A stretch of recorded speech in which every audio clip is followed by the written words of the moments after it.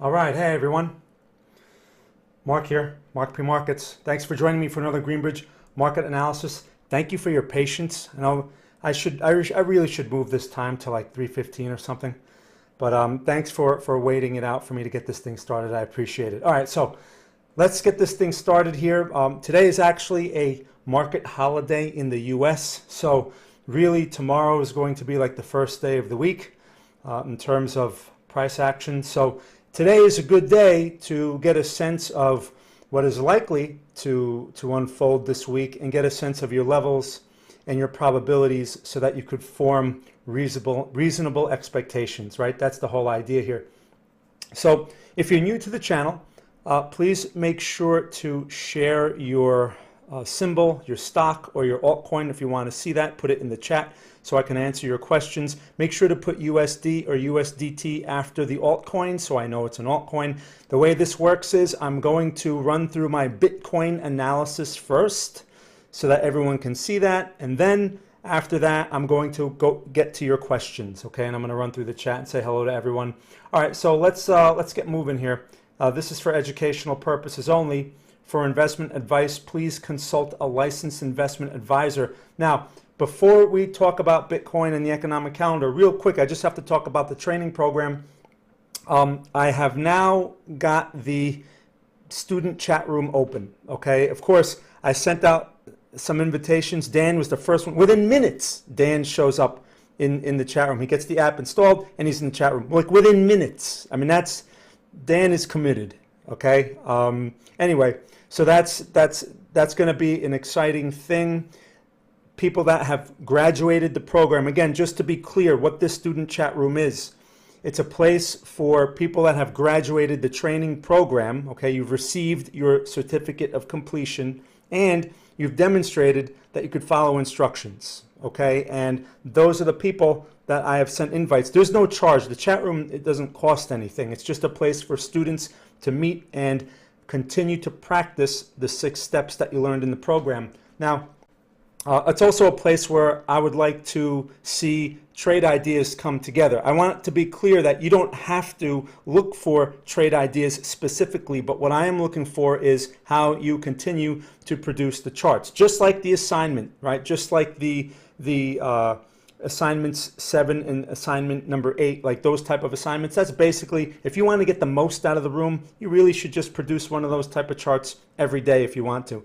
Now, there's criteria in the room in order to stay in there. That's all in there. You'll see that. But basically, I want people to produce charts, okay? And of course, it's a place for students to help students. Now, the reason why I'm so specific and so hard on people with instructions, it has nothing to do with, me just trying to impose my ego on people and all that nonsense. No, it has nothing to do with that. The reason why I'm so specific about instructions is because if you can't listen to me or listen to static instructions, meaning you read some words and you can't follow those words, you have no chance in the market, okay? Because the market is constantly changing and you need to be very good at listening to those changes, right? It's a very passive mindset. The market knows everything and you must respect the market and its random nature. Now, if you can't listen, you're going to have a problem. That's why I emphasize listening and following instructions so much. The biggest problem in my training program was people not following instructions. All right, and look, I understand that's kind of, I guess it's normal. A lot of people have a hard time with that. I understand, but that is a big problem, and that's going to hold you back in the markets. Now, it's not only listening to the market that's important, but it's when you have a set of rules or whatever instructions that you follow to help you be more objective, you must stick to those because that's where your objectivity comes from. Like I tell people, I trade rules, right? If I put on a trade, it's really the rules that are motivating me to put on that trade. Nothing else. It doesn't matter what I think where the market's going. It doesn't matter how I feel. It doesn't matter what the experts are saying. Oh, I don't know. Bitcoin looks kind of weak right now. Are you sure it's a good time to buy? I don't care what all the self-appointed authorities. No one knows anything. So I pay no attention to any of that. I pay no attention to news. What I follow are my rules, my instructions. They're my instructions. I follow them, okay? And that's it. So you need to be objective like that. Like I always tell people, less is more. The less information you could use to make a decision, the better. But everything around you is not geared with that message. Everything around you says more is better. More oscillators, more information. You know how many times, I've been doing a lot of research to get the chat room together. You know how many things I've come across? You can get more news from this bot. You can get more of this and more of that. I don't want that garbage in the chat room. My chat room is going to be clean, and it's going to be herd mentality free. That's why I'm so strict on who's going to be in there. Okay, so students that are in there are not going to have to deal with someone that comes in and says, hey, how come you guys don't use the RSI? Right? That's not going to happen in the chat room. Also, so I just wanted to cover a couple of those things there before getting to the analysis. Also, another thing I wanted to mention really quick about that is one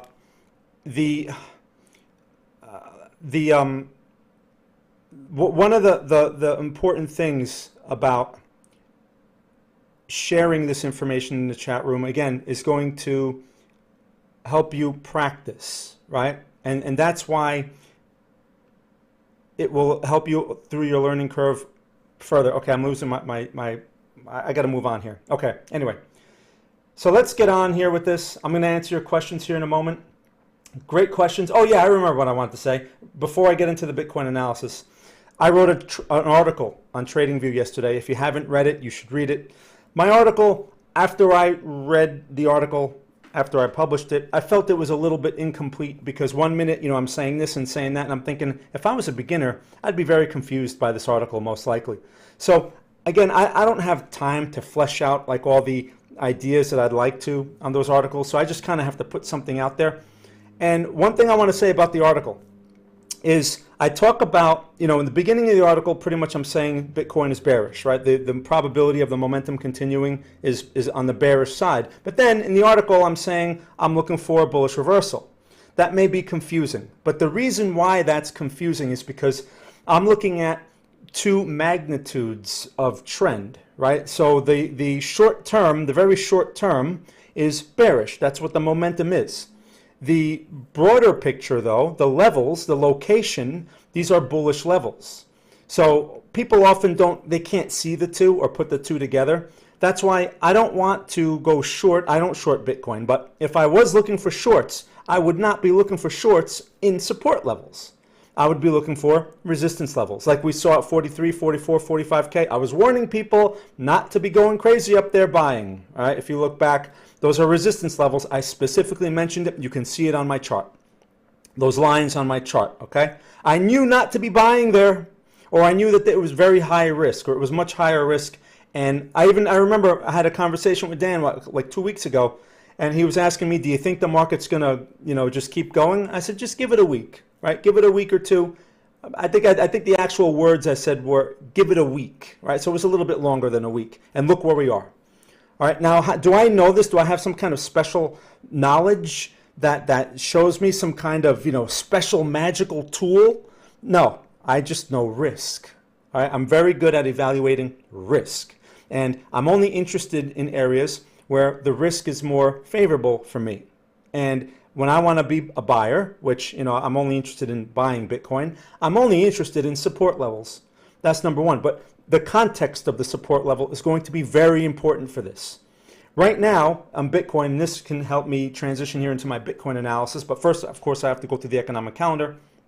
Bitcoin is in a position where it's mixed, right? The short-term trend, we can still argue, is bearish, right? There are lower highs and lower lows. The more recent price action, though, off of that 32K low or whatever that is, that could be a change. So right now we're in a position where this could be a higher low, possibly. So it's very conflicting and it's very confusing. That's why you must have a very clear set of objective rules. My rules tell me I should be looking for longs here. Even though there's a lot of bearish variables around us, those bearish variables help me adjust my expectations. if I'm going long here for a swing trade, do you think I should be expecting 60K as a price target? No, that would be ridiculous, right? And that's not in line with what the price structure says. So I know to shape my expectations. Also, the probability of the long following through is going to be lower. We're not in a bullish structure yet on the smaller time frames or the short-term trend, if that makes sense. All right, so that's my little introduction to Bitcoin. Before I get into the economic calendar, you should always check the economic calendar. Let me just say hi to a few people. We got Dan. Dan, of course, the first one in my chat. Dan's just on top of it today. Mr. Plow, good to see you. Kai, good to see you. Stian, all right. All you guys are going to be in my student chat. I sent you guys the invites. Luthando, good to see you. Hey, Bill from Warm. Why does Bill always have to rub it in on me, right? It's warm. I know it's warm and sunny over there. You know, here in Jersey, it's miserable, but it's 55 degrees today. That's like a lot. That's really like a lot for Jersey. But, you know, you can keep Jersey. I'm moving in with Bill. Bill, tell your wife to make some room for me and us. I'm moving in with you guys because I've had it with New Jersey. All right, or I'll take Central America too, Elizabeth. Either one, but Florida's pretty close. Erhan, good to see you. Peter, all right, good to see you. Elizabeth, yeah. Shubham, hey, how are you? Been a while. Shubham from India. Winter Fresh, good to see you. I saw what's his name? I saw Schwartz in here. How can I miss Schwartz? Where is he? Schwartz, my international man of mystery. I can't do a stream without Schwartz, and he always makes sure to show up so I can do a stream. All right. I was worried about you guys in Romania, my Romanians, because of all that, you know, geopolitical drama. Telling you, the Russians are going to be like knocking on your door next. You got to be careful, you guys. I mean, I'd invite you to Jersey, but I'm like, you know, I don't want to invite anyone to New Jersey. Is definitely not a place you want to be coming to. You're better off moving in with Bill. Anyway, all right, let's get into this analysis here. I'm talking too much today. I'm too excited. All right, so economic calendar. You guys should always check this, whether you're in Forex, whether you're in stocks, whatever it is, just to see if there are any important scheduled events for the week, because they can affect risk. And that's all I'm interested in, risk. Now, let's see, where are we here? I have here, am I looking at the right thing? 15, okay,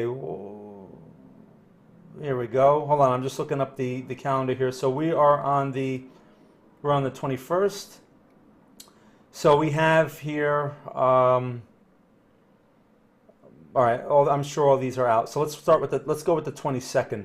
Man, this economic calendar is strange today. Do I have the right thing? Hold on a second. This week. Okay, should only be 9. Okay. All right, here we go. So, yeah, this thing's, they screwed this thing up. All right. So let's start here with the 22nd, which is tomorrow, New Zealand, Royal Bank of New Zealand interest rate decision. That can affect the Kiwi, you know, possibly the Aussie, but that's not a global mover, so I wouldn't worry too much about that. Typically, these central banks, a lot of times they'll stay in line with the US, or they won't do anything unusual. Okay, so I wouldn't worry about that. They have their monetary policy statement and their press conference. On the 23rd for the British pound, monetary policy report hearings. Okay, no one cares about that. On the 24th for the US, we have GDP annualized. Those numbers are usually not major market movers, all right? Also on the 24th, we have New Zealand retail sales. Wouldn't worry about it. On the 25th, we have U.S. durable goods orders. Usually not a market mover. Yeah, again, nothing going on there. On the 27th, we have Australia retail sales, right? So that's it for the week. So we have a quiet week as far as economic reports. What I'm looking for on the economic calendar are FOMC meetings, any type of testimony from the Fed chairman or anything that comes out of the Federal Reserve. I'm also looking for non-farm payrolls, right, which is the first Friday of every month. Those are the main reports, and they have potential to move the market in big ways, right? So I want to know about them so that I can evaluate how price action behaves, possibly going into them. And if I have positions, then I know that I need to adjust, okay, for risk. All right, man, let's get into Bitcoin now. Okay, I'm talking for 14 minutes. People have to stop me. All right, let's get into the Bitcoin analysis. So again, in my TradingView article, I talked about I said that the title of the article was "Waiting for a Pullback" or whatever, right, or waiting for a retracement. And or reversal. I think that was the title, waiting for a reversal. So we're in a location where the reversal is possible. So let's just go over what I've been thinking here real quick. Right, the recent trend going back from December, we want to call this a trend. I like to call it a structure. Has lower highs and lower lows. That's pretty clear. It finds a bottom right here around, what is that, February, beginning of February, all right? It puts in this initial move, okay, pushes some minor resistances, okay, produces a double top in a resistance area. That is an ideal recipe for a short, by the way. I don't short Bitcoin. If I were to call something like that, I would be very clear to tell people that I wouldn't short something like this because I don't short Bitcoin. If this was the S&P, I would look to short something like that. Okay, and now we pull back. So a lot of people, a lot of your fake gurus and all those, all those morons who pretend that they know what they're doing, they're all going to be calling for shorts in something like this because they're focused on that. And they have their 4-hour time frame or their 30-minute time frame, and they're looking at their RSI, and they say, look at my RSI, it's bearish, the market's bearish. And then they'll say things like it's going to 25K and all that other nonsense. All right. Meanwhile, you have to look at what you can't see. This is an area where there's potential support. Now, I talked about 39.5 the week before. That's this line right here. And someone here asked me in the channel, I see the question here, what was that question real quick? I can jump to it. Someone asked me, hold on, where was that question? I saw a question about, oh yeah, here it is, from Erhan. How do you decide 39.5 as a support? So, I mean, I can answer that real quick. It is a historical level, actually. I mean, the line here, if you look back, it basically, you're looking at that right there. Okay, you see where I drew that? Also, looking back over here, look at this, right? It's the general area. It's the general area. 40K, 39.5. I mean, look at this bottom right here, right? See that bottom? These lines don't have to be precise. It's a general area. So 39.5 basically is the same as 40K. It's the same thing. Sometimes I'll adjust the number to be more specific, around a level that I've seen touched recently, but it's the general area. Now, we've broken 39.5, as you can see, and price action right now is hesitant, if you notice. Look at this candle right here. That is a doji, basically, right? Or it serves the same purpose as like a spinning top doji. Those are signs of indecision. That's what that is. So when I see something like that in an area where there's generally support, now 39.5 is broken, but I know that you can't pinpoint these levels exactly. It's the general area. Also, we have 35K is the next support. So at this moment, while I believe that probability still favors this bearish momentum because we don't have a bullish reversal yet, there's also a chance, a decent chance, that we see the reversal, right? So when I see the reversal, then that's when I can measure my risk and do something. It's a little early, but one thing you can do in a situation like this is you see these two lines I have in my chart. I could draw a box in between like that, and that's basically a support zone, a very wide one, but it's a support zone. And do I want to be shorting into that support zone? No. I'm certainly interested in swing trade longs. Now, of course, there's always something to be said about inventory, right? And I've talked about that many times. Low prices are always good for inventory. It's just your sizing and your schedule, your purchasing schedule that really affect that strategy and help you control risk. But when I talk about these charts, I'm talking about swing trades. And right now, we are at an area where I believe probability favors a reversal. There's a greater chance that buying will occur here. Okay, while there is still a favorable structure for bearish activity, the market now needs to decide, and the market needs to show me. So what I'm looking for, again, I'm still interested in the swing trade long here, even though we broke 39.5. We're not moving vertical, right? I don't see a big red candle that looks like that. If I saw a big red candle that looked like that, what would I tell people? Step aside, let this thing stabilize. Right? But we don't have that. What we have is a candle that's indecisive. This is what stabilization looks like.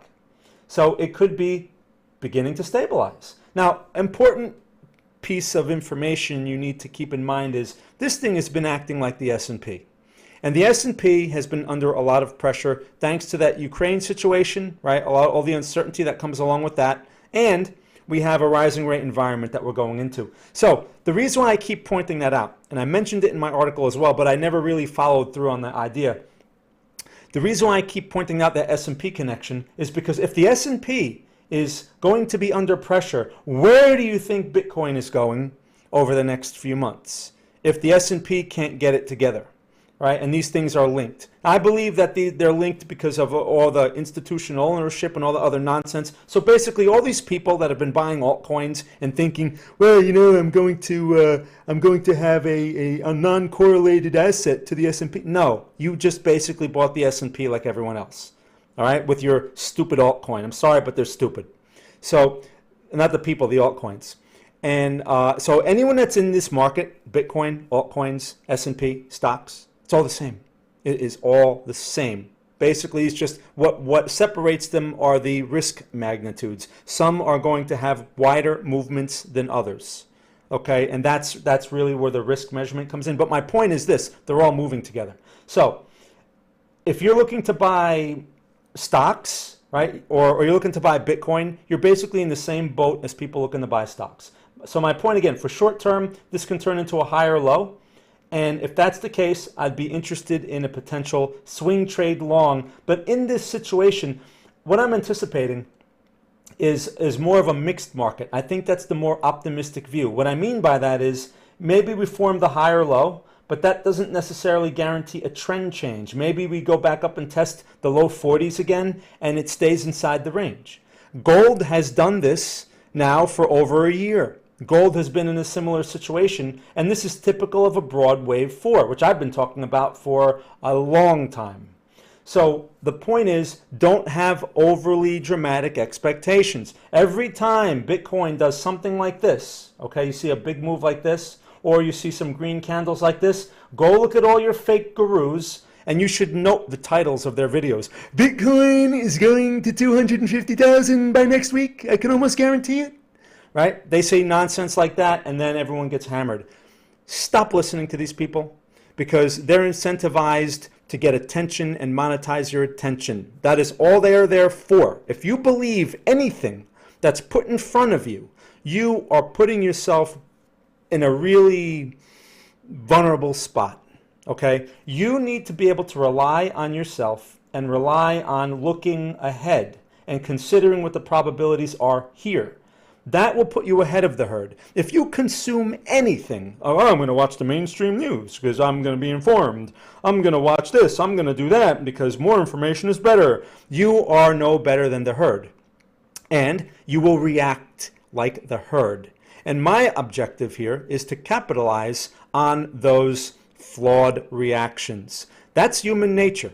All right? And you need to learn that you need to understand that everything we start out doing in this business is wrong. I ask people all the time, you're interested in investing in the stock market? Yeah. What's the first thing that you do?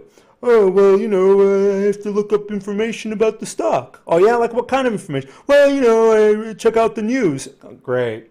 But that's human intuition, right? That's human nature. You need to understand that it's flawed. The market is a random environment. Human nature will not help you here. So you need to recognize that your human nature is wrong, and you need to separate yourself from it and be objective and listen to the market because the market is right and the market changes, right? So when I have an idea based on what the market tells me, and then the market says, I was just joking. You know, I'm changing my mind now. Okay, no problem. I adjust, right? And I adjust my risk to the new market information. Right? That's what keeps me generally on the right side. Not all the time. I get stopped out. I take losses too, right? That's part of the game. But the thing is, I'm able to avoid a lot of high-risk situations, a lot of would-be stop-outs. That's what people don't appreciate. And that's what a lot of people don't appreciate about my program. Right? The training program saves you thousands and thousands and thousands of dollars of mistakes, but people don't realize that because they haven't lost the money yet. But they'll find out. Anyway, so that's my Bitcoin situation. I know I'm talking a lot today, maybe because it's a holiday. But I want to get to your questions here in a moment. But I just want to be clear that that's this Bitcoin situation, and this Bitcoin situation is going to affect most of the altcoins as well. Understand we're going into a rising rate environment. And another thing I want to point out is the Ukraine situation, right? Now, if you go back to December, go back, watch my videos, go back, read my articles, all right? And was I able to see these variables now, these risk variables in the market that are now everyone's talking about? Well, you know, Russia's going to do this and they're going to do that and they're going to do this. Oh, now they're taking their men out. Now they're putting them back in, right? All this nonsense and all this drama. What was I saying back then? I wasn't able to see that, you know, it was going to be Russia that was going to, you know, cause drama, but I knew that the risk was very high based on the levels. And I was talking about the S&P, I was talking about Bitcoin and all those things, but primarily the S&P and NASDAQ.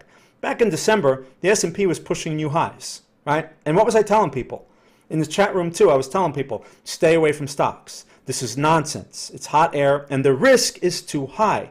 All you need is some kind of unexpected variable to come out, and here we are, right? Now, I don't know what the unexpected variable is going to be, but I knew the market was vulnerable to it. So I knew to stay away from stocks and all this other speculative asset type of stuff. Also, the other big clue for me, which I've been talking about forever, is the bond market. All right, the bond market has been saying all along, even before, what's his name, Chairman Powell started to change his talk, the bond market was like 6 months ahead of him or 3 months ahead of him. They changed their tune because obviously insiders, large insiders, know what's going to happen before everyone else, right? That's just the nature of the business. And who trades bonds? Do you think little retail traders trade bonds? No, it's governments and institutions and hedge funds and people with a lot of money. All right, so when the bonds change their tune, that really is going to affect where things are going to go.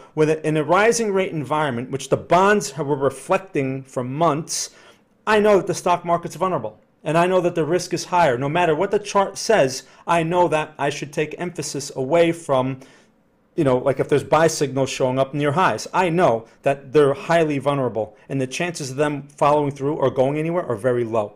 That's why a lot of people got stuck in these garbage altcoins at really bad levels because they believe the hype, right? They succumb to their fear of missing out, which is human nature. Oh, I'm going to miss the next move. Hey, this thing's I'm going to make billions of dollars by next month because that fake guru told me I'm going to. People that buy into that nonsense and now they're stuck. Okay, if you learn to separate yourself from that human nature, you'll do much better. All right, enough of me ranting. Let's talk about your questions. Man, I talk too much. All right, questions. So again, it's good to see everyone, and thank you for listening and hanging out here. Let's see, I got some people still here. I got to fit some Seinfeld impressions into this stream at some point. I usually make someone mad when I do that. I think it's Jerry. I think he comes in here and he listens, and then I make fun of him, and then he leaves. All right, Luthanda. Oh, no, wait, hold on. Stian. No, wait. Kai has a question here. Let me go to Kai first here. So Dan, I answered your question about 35K. I think that was part of what I answered there. 35K is possible, but it's right in the middle of that support area, right? Like that zone that I put on the chart there, that rectangle. So with this indecisive candle, I'm still focused looking for that long. All right, and if it appears, I'll be able to put it in the signal chat as I showed you earlier. I was showing Dan the chat room area. All right, Mr. Plow. All right, good to see you. Kai, XRP. Let's take a look. XRP. That's usually the one that Shubham always used to ask me about. Now that Shubham is here. Now look, these altcoins, again, they're going to do similar stuff to Bitcoin. Not all of them. As we know, they have their own variables. Let's go to a weekly chart, all right, first, and let's just take a look at this. This clearly, I mean, look, people that know the program, right?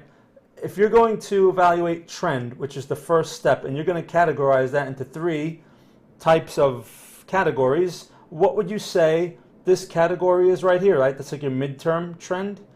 That's a consolidation, pretty clear, right? It's a high or low consolidation, which is somewhat bullish, but it's still a consolidation, right? And your short-term trend, which basically goes back, you know, a month or maybe 2 months, whatever, 3 months, something like that, you can say is lower highs, lower lows, is bearish. But it's bearish in the context of a midterm range. You see that? So, and that's the nature of a wave 4 or a wave 2. Usually these type of waves, they form these type of consolidations. They're very erratic.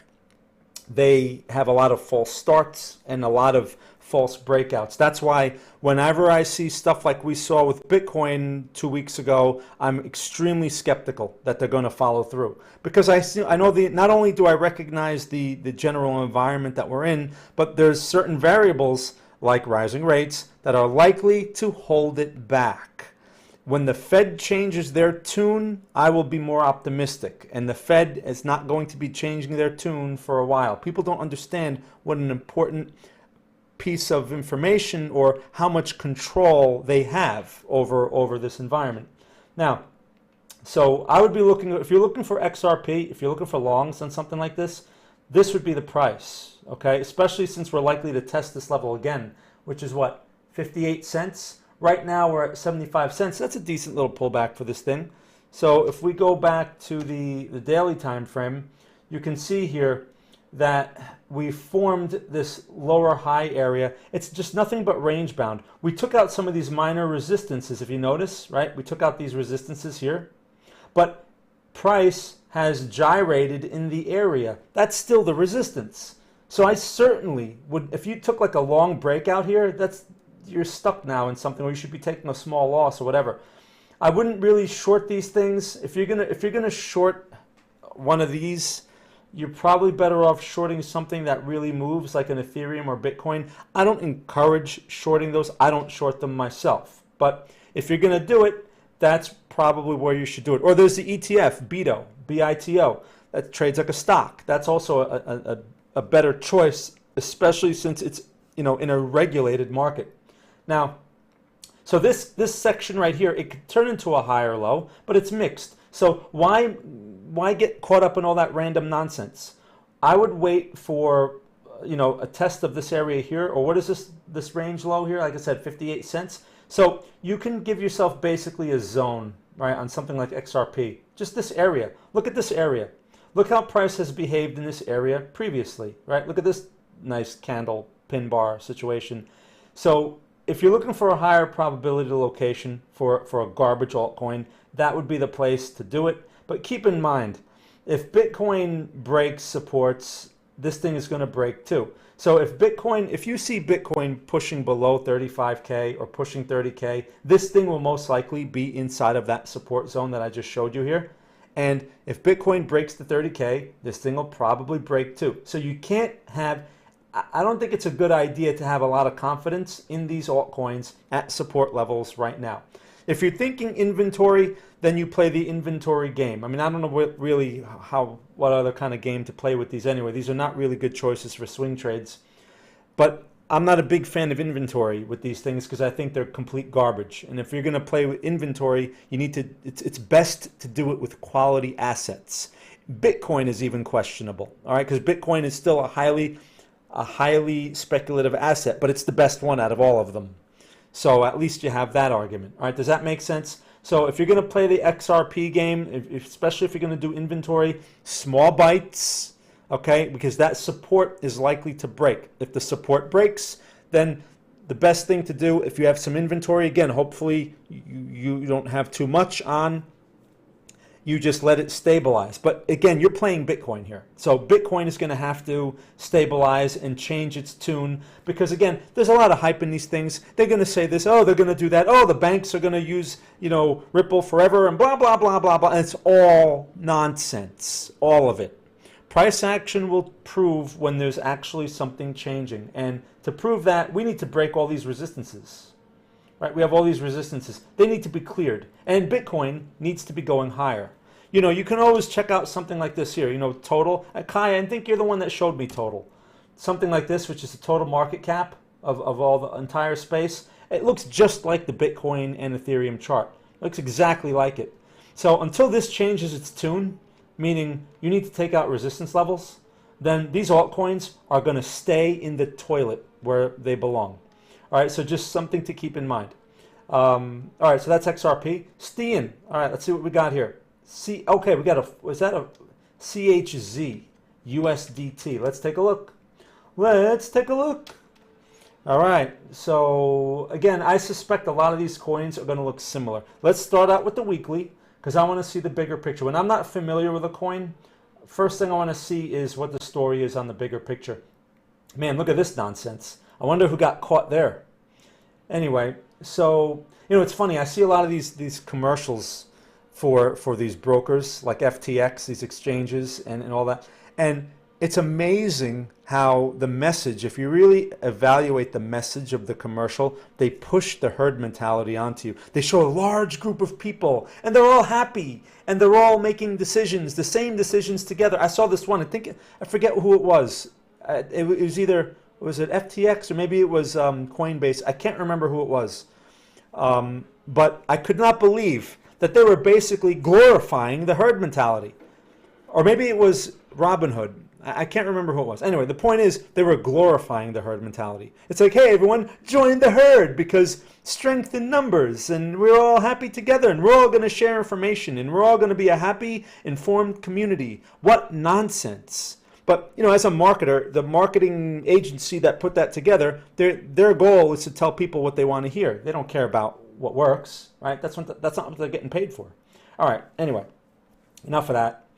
So this is a range, okay? You see this? This is a range-bound situation. You, in general, just like the other chart we were looking at, and you're at the range low. Now, recent price action, you have lower highs. So right now, the recent structure favors a break of the support. And as you can see, this chart is not exactly acting relatively strong. So while it has a similar pattern to Bitcoin, again, you should always be comparing these garbage coins to Bitcoin. Bitcoin had that rally. This thing also had this little mini rally over here. Bitcoin produced the double top. Okay, this thing also produced the double top. As you can see, Steen produced some nice charts for my training program, by the way. A lot of my students produced some really nice charts when they were going through the program. So this is going back to support, right? And that would be equivalent to Bitcoin going to like 35K, possibly 30K. It's working its way back there. Current candles don't show anything of, there's nothing bullish going on here. I mean, look at this. You still have red candles. There's no pin bar. There's no inside bar. There's nothing, right? Possible higher or low area, but you're still fighting lower highs, right? You're still fighting this just like Bitcoin. So theoretically, I would be expecting this to make the lower low unless it chooses not to. So I don't like the general structure. I wouldn't be too excited about longs, even though, you know, Bitcoin's in a similar situation. If I was going to go long, I would be looking for the long in Bitcoin or Ethereum or something that leads the market, not these garbage coins. All right, so I hope that helps. It's the same situation. So, you know, what do you do here? I would do nothing with this. If it forms the double bottom, you may have something. And if you're thinking swing trades, right? That's what I think you're thinking, swing trades. That's how I would handle something like that. But at this moment, you cannot really measure risk there. There's nothing that says it wants to turn right there, except you have a potential location that can turn into a higher low, which is dependent on Bitcoin. All right, Luthando, CWAR. Okay, let's take a look. What is that? Let's take a look. CWAR USDT. Okay, that must be a game or something. I don't know what that is, but that chart is horrendous. Let's take a look at the weekly. Okay, this is a mess. Okay, look at this. So there's not much we can say about this chart here. First of all, it doesn't look like there's much chart history. If I go back, let me see, are there other exchanges? You have this thing on CoinX. Okay, it's even worse. All right, so let's go back to this one. In this situation, clearly this looks like a pure hype coin, right? When I see something like this, when you start out with a big spike like this, if this is real, right? This is just nonsense. It's just millennials on their gaming platform buying these things, first of all. That's my impression. And millennials certainly don't have a good grasp on the market. Now, especially the overreactive nonsense. Just look at TikTok, all right? If you want any example of how millennials think. Now, this thing has been doing nothing, just pulling back, basically working its way to zero. How much is this thing? It's 29 cents. Yeah, there's nothing here. I would do nothing with this. Now, if you believe in whatever it is that they're doing and you want to buy some, you're just basically playing the lottery ticket game. And that's a game you can play with these things, right? The lottery ticket game, because you're certainly not buying the high here, but technically there's no reason to buy this. What you want to see on something like this, when money comes back into this market, you want to see resistances get taken out. This resistance right here, what is this price here? 64 cents. That's minor. You need to get something out like this level right here. That's a more significant level because that's an old support. What is that? $1.10? So that would have to be cleared first of all, and then you'd want to look for pullbacks if you're interested in a swing trade type of situation. Otherwise, something like this, you play the lottery ticket. You buy some, right? You buy $100 or you buy $500 worth, and you just hope for the best. And you hope that whatever it is that they're saying they're going to do, and they attract the herd, and the thing goes nuts again. That's the chart will not help you with that. Okay. Maybe if you can join their special little inside group and you get some inside information, that'll help you. But otherwise, a chart is going to be useless for these. So anyway, thank you for asking. Something like this is good for the radar. And this is like what I'm hoping for in the student chat room, for people to even come up with ridiculous charts like this. You know why? It might be something good for the radar, something to keep an eye on. And when that breakout occurs, then we would be more prepared to do something with it, right? And at least we're aware of it before it runs to $100 like they're all going to be hyping about. These type of coins are hype coins, or I guess like they like to call them meme coins or whatever. They just move on pure hype. Like here, let me just give you a quick example. All right, remember this one? SHIB. Do you remember SHIB? SHIB, I remember this one. I remember some specific fake gurus, specifically when SHIB was doing this right here, they were coming out and saying things like, SHIB is going to go 35,000% higher. I can almost guarantee it. Right? They were saying nonsense like that. Nonsense. And since then, it's done nothing, pretty much. Although it's had some nice pops along the way, it's garbage. This is a garbage coin. And there's no reason for it to be behaving like this except for people buying into hype. Right? These things produce no value. Right? These are not investment grade instruments like a stock that pays you to hold it or things like that, a stock that actually dominates its industry. This is just some garbage altcoin. So what keeps the price going are mindless people who follow news. So anyway, my point is stay away from these things. I'm going to show you something real quick. I forgot to show it because no one asks about this. Okay? Oh, that's the wrong one. Hold on. No one asks about this. Where's my zinc? Oh, ZN1. There we go. Where's my 10-year note? ZN. And then I want this, right? Is there a problem here with, let's see. Why is this thing giving me a hard time? ZN1, yeah, that's what I was choosing. All right, now look, this is the bond chart, right? The bond futures. And I've been talking about this chart for a long time. Look at this price action right here. It's interesting, right? That right there, that price action reflects yields slightly going lower, right? Because rising price on bonds, lower yields. Now, people may get confused by this. The bond market is rallying. The bond market, yeah. But it's not rallying. It's just a little random pop for whatever reason going into that resistance. So my point is, as long as this trend stays the same, meaning the resistance is respected and the next leg pushes the low, rates are rising. Okay? It's important to keep an eye on this chart because this chart will give you a lot of clues as to how the markets will unfold throughout the year, right? It starts with the bond market, but it's not like a one-to-one relationship. You have to understand. The bond market changed back in August, and I noticed it. And it took some time. Meanwhile, the stock market had rallied throughout November, December, whatever. The stock market was going nuts and everyone was having a party and blah, blah, blah. But the bond market was slowly and quietly doing its thing. And I knew that as long as the bond market continued doing that thing, the stock market party was limited, right? And now you can see the stock market's been having nothing but problems. But the bond market showed this coming. And that's why, again, I knew to stay away from especially highly speculative growth stocks or anything that's highly speculative, like, you know, penny stocks or Russell 2000, small caps. Got to stay away from those because they're not going to do well in an environment where rates are rising. So keep an eye on this chart. All right, anyway, let's move along here. All right, Schwartz, I said hello to my international man of mystery. Always happy to see Schwartz. Wedge, okay, you got Bill. Okay, I already picked on you, Bill. Erhan, all right, so I answered this question, Erhan. Thank you for asking.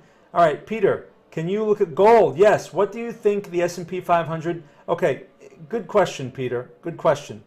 So I touched on the S&P situation earlier. Let's take a look at gold first, because gold, and that ties in well with the bonds. Gold is tricky, all right? Now, I've been pretty much bearish on gold, right? I haven't called any short positions or anything. But generally, I've been bearish on gold at resistance levels. Okay, that's an old, very old trade up there. You can ignore that. I don't think that trade worked out. But I'm showing you the weekly chart here on gold because you could see, right, this situation on gold. While the bigger picture is arguably bullish, the short term or the midterm trend is range bound, right? And that's typical of a wave 4. That's what I think Bitcoin is going to be going into. Now, if we're still in a wave 4. Look where we are. These are resistance levels. So do I want to be long gold up here, especially after such a reactive move? No, I don't want to be long gold. This is a place to be selling gold. As long as the dollar looks the way it looks, right, gold will be pressured. Let's just take a look at the dollar real quick. So the dollar is tricky because the dollar has these bearish movements, okay, something like this, and people think, hey, the dollar is now going into a bearish trend. Okay, you got people that think stuff like that. Meanwhile, this is a consolidation on a bullish trend. So the dollar is likely to go higher. If that's the case, it's going to put pressure on gold. Now, gold has been reacting to the geopolitical situation we have in the Ukraine. The funny thing is, a few, months ago, people were saying that Bitcoin is the new gold.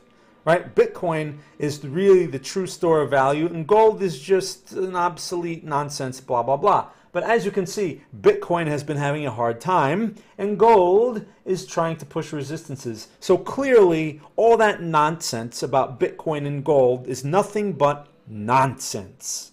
So, with that being said, I always tell people, focus on levels, focus on trend structure.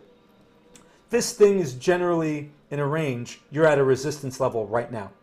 So if you're long gold from lower prices, this is a great place to take off some of your gold. Like if you even have physical gold and you want to lock some, hey, why not? I mean, usually physical gold is not good to be active. You don't really actively trade that. But my point is, you're at a high. Why not sell some of your metal back to whatever, and then you buy it back at the range low, because chances are this thing is going to revisit some sort of range low. Now, again, it's not a bearish trend, but the chance of revisiting this area right here, that's basically like your midpoint. And that's the midpoint of the range. Market is highly random in that area, going back some time. That would be a great spot for price to revisit and find support, okay?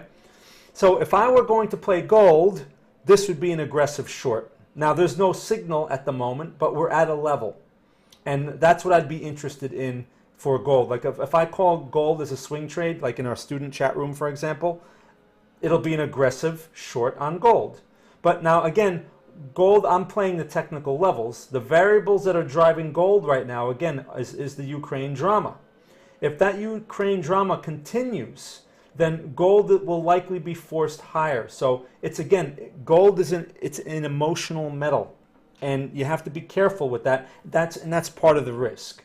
So if I see the sell signal, I'll call it an aggressive short. My expectations wouldn't be very high of it. Like, I'm not going to be sitting there saying, okay, we're going to wait until it reaches back to the middle point of the range here, and we're going to take all our profit off the table. No, I'll be taking profits much earlier than that, because this thing, again, is being affected by that situation. Now, if the Ukraine situation cools off, you're going to see gold get hammered. All right? Same with oil. USD, WTI. Look at oil. Same situation, right? Reacting to that geopolitical drama. So that's why when you have those situations, you have to understand the limitations of the technical analysis portion of it. You have to understand the variables that are driving these markets. Gold typically will not rise in a rising rate environment or a strong dollar environment. So at some point, gold is going to realize that the dollar is strong, right? So when the emphasis off of the Ukraine drama comes off, or the news focuses on something else, you watch gold, right, get hammered. So that's why I have no optimism about gold. This would be a place to take profits or get short. Again, there's no signal. I want to be clear. There's no signal, but it's the location. That's what I would be thinking, if that makes sense. Okay, so good question. Now, Peter, you ask about what do you think of the S&P and Bitcoin. So I mentioned that before. Let's take a look at, since you mentioned the S&P, let's take a look at that. Now, the S&P is closed today, I believe, because the holiday, whatever. But Bitcoin and the S&P have been moving together. Now, the S&P has been, the uncertainty that's been increasing has been affecting the S&P dramatically, right? There's a lower high in place. In fact, this looks very similar to the Bitcoin double top right here. This situation right here looks just like it, right? So they're moving together. In right now, that relationship is they're basically moving together. That relationship can change. But as long as that relationship is clear and there's some kind of higher correlation, my expectations for Bitcoin are going to be similar to the my expectations of the S&P. And right now, my expectations of the S&P are not very optimistic because of these other variables I talked about. Okay, so it's something to keep in mind. It doesn't mean we can't buy Bitcoin. It doesn't mean we can't buy the S&P. I'd be very happy to try to buy this thing at the double bottom if it gives me a signal. But I also recognize that the chance of follow-through is going to be lower. I'm going to have to be much quicker to get out if I see a problem. And I also recognize that the chance of getting stopped out is going to be greater if I'm going against this momentum. Okay? But there is a possible double bottom situation here, which I would be interested in as a swing trade anyway, right? If that thing wants to hold, it may hold. And it's, when the S&P moves 100 points or 150 points or whatever, that's a nice move on the S&P. So I'll be looking for something like that. We have to see. But if there's some kind of drama that comes out, like this is where like overnight drama can really cause like a problem. You see like a clean break of that support, something like that. That's where, if you're in the trade, you're getting stopped out, and this is where you do not want to step in front of something like that, because a lot of people are stuck. And as the market gains that momentum going lower, more and more people are getting margined out of their positions, and it creates more momentum. You don't want to buy into that, right? You don't want to step in front of something like that. So anyway, all right. So I hope that answers your question. All right, let's move along here. So just catching up, man. I talk so much that I miss people's questions. All right, so now that was Peter. Elizabeth, all right. Soon.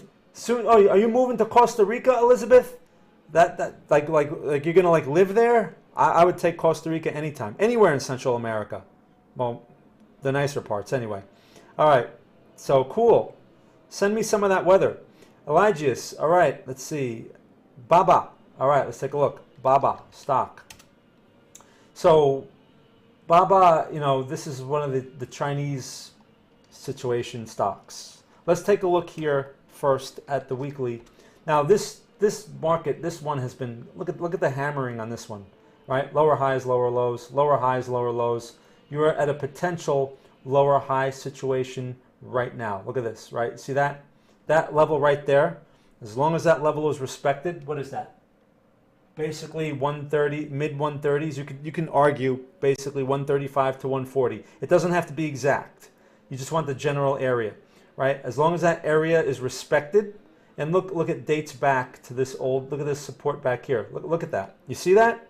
Historical previous support now acting as resistance. My students should be very familiar with that concept.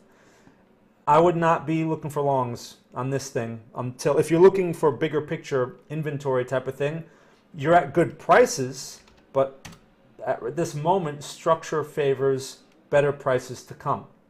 So as long as that lower high stays intact, I wouldn't be buying this, definitely not. And shorting these things, it's hard to short these. I wouldn't, if you're gonna short stocks, you know, you have to understand that the higher risk nature of that. You're better off just shorting the NASDAQ or something, because the NASDAQ's not going to gap on you like a stock will.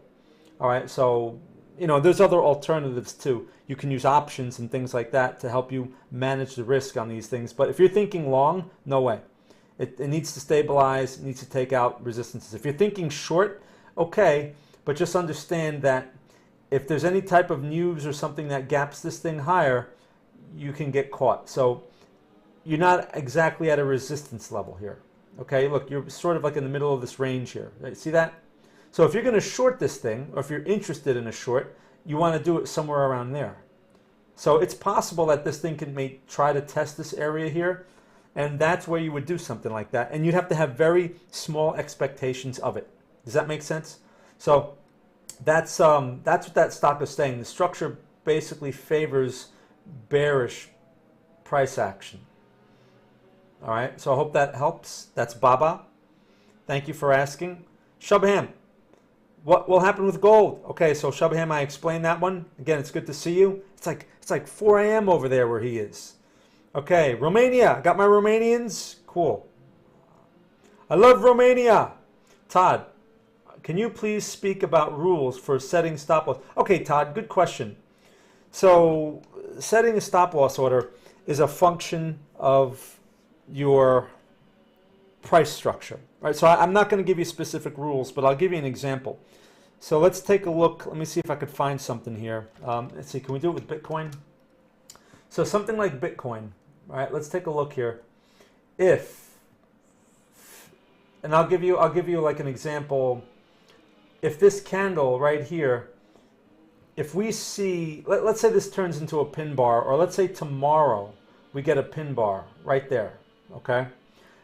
My stop is going to be based on the length of that pin bar. So the lower the pin bar is where I'd be looking to put the stop, slightly lower than that. That's typically what I'm doing with swing trades. Now, sometimes you have to consider the structure, right? The overall structure, like this low right here. Sometimes the pin bar low is not enough, but that's going to require some subjectivity.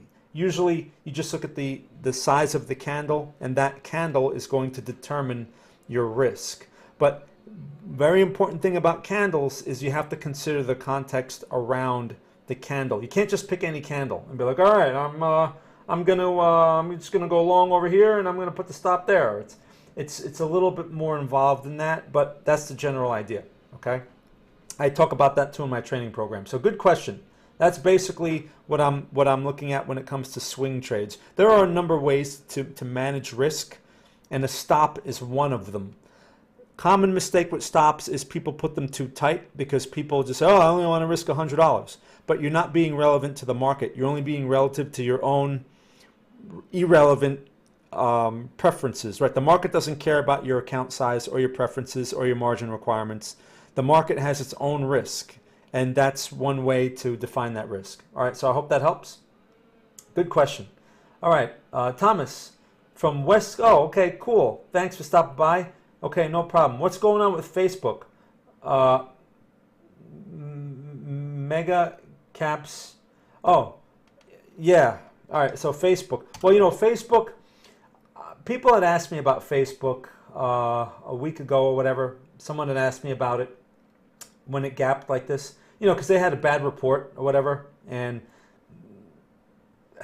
that's what they get for interfering with presidential elections. Okay, no politics here, but the point is this. When you see a steep gap like this, that's going to encourage more bearish momentum. Because you have to understand, when there's a gap, a lot of people are now stuck in this thing. And they're going to get margined out. They're going to bang it out because, you know, they're 1 minute they're up a certain amount of money, right? They're like, oh yeah, I'm up $100,000, and then they look at their account the next day and it's only 50,000, and they're like, I don't understand. The stock market's so bad, all right? But that's the risk you take when you go into company reports and they surprise the wrong way. Now, so as far as this goes, I've been telling people, stay away from this. There's no stability at the moment. Yeah, sure, it's a FANG stock. It's a well-known name and all those other things, right? Facebook's always in the news and blah blah blah. But momentum says stay away. Now, if you're thinking investing, is Facebook an investable asset? Well, I mean, it has its name recognition and it has its certain things, but you know, I don't know. Something like this it's iffy, because if Facebook, I know they own Instagram and all that other stuff, if these things just go out of favor with the millennials and all that other nonsense, then Facebook could turn into like a stock that just basically goes nowhere for a long time, right, as far as growth goes. So it's hard to say with something like that, especially because they're involved in a lot of things that they shouldn't be involved in, and they do a lot of things that they shouldn't be doing.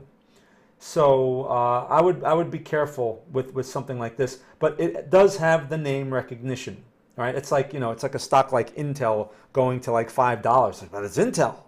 Their chips are like in every single computer in the world. So something like that could be like an attractive investment. But as of right now, swing trades, forget it. Investment, if you're thinking investment, small. It's got to be small, because you're going against, there's nothing that says this thing is stabilizing.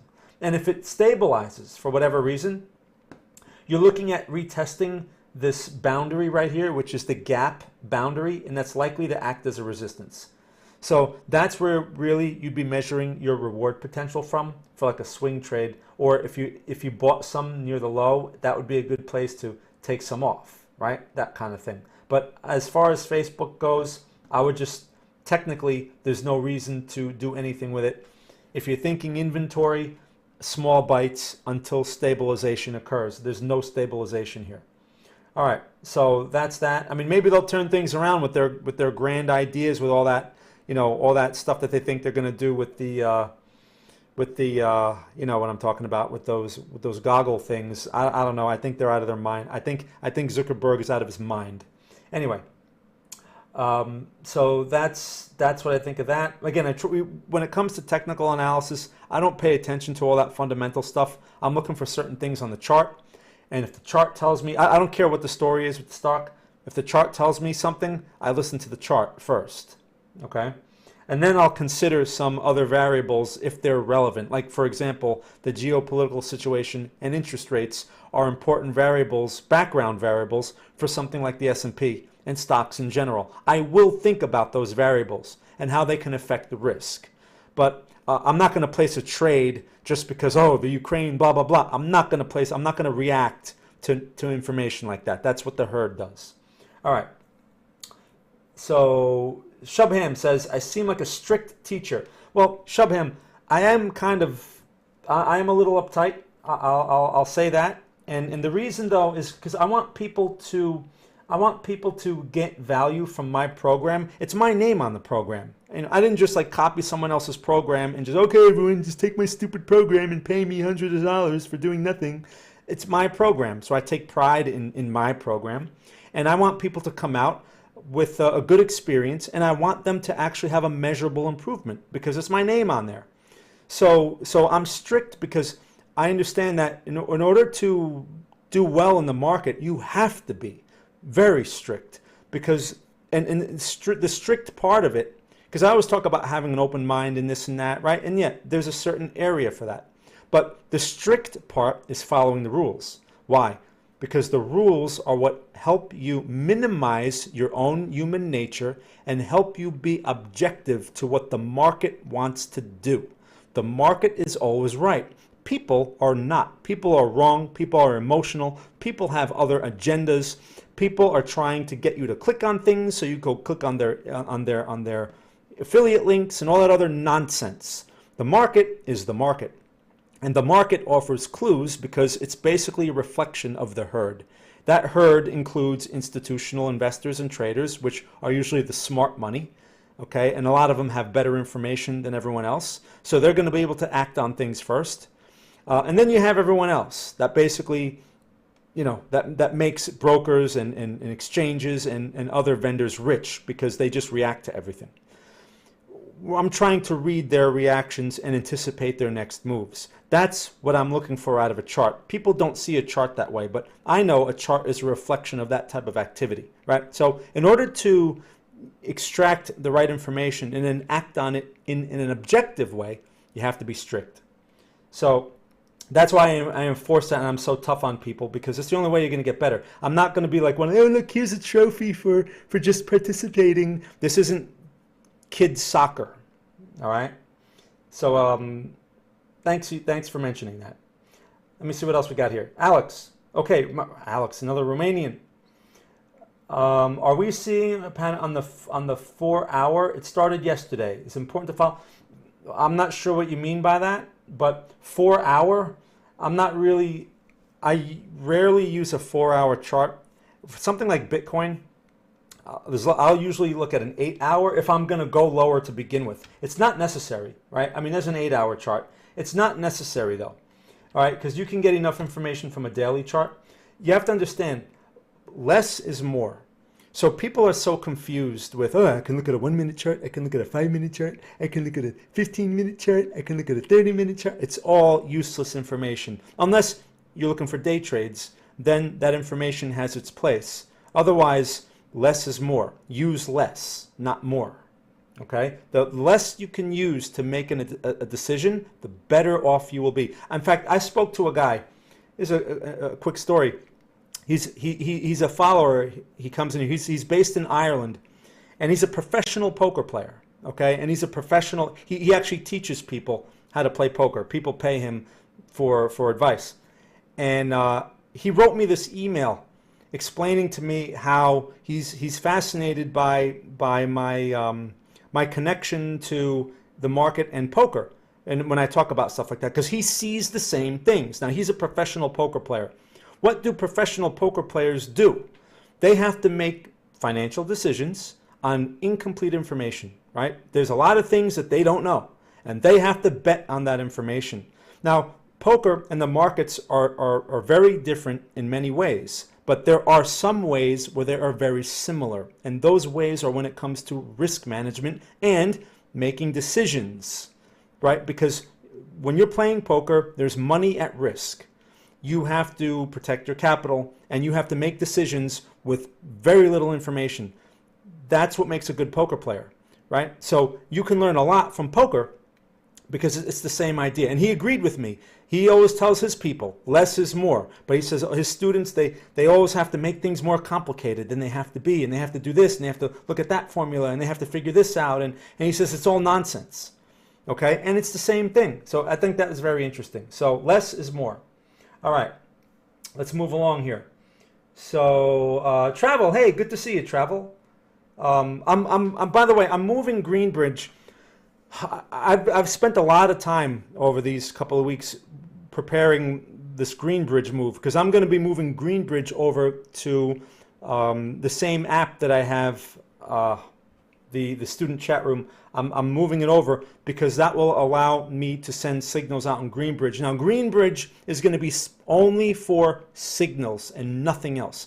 You know, previously, Greenbridge, I was trying to incorporate some education in there and all that other stuff, but it doesn't make sense, and it doesn't scale very well, clearly, and I have very little help in that area. So Greenbridge, I'm going to make just for signals. So people that want just signals and nothing else, obviously Greenbridge is going to be cheaper, but that's what I'm going to do, and it's going to be focused on signals. So if you want education, then you can go to my training program. If you want just signals and nothing else, Greenbridge. But don't go to Greenbridge now because I haven't made the changes yet, but that's where it's going. Just so anyone from Greenbridge that's listening, they're like, man, this chat room sucks. Right, I agree, and I'm very unhappy with the situation, but I'm fixing it, and I appreciate your patience. I just wanted to mention that because Travel always goes into the free chat room.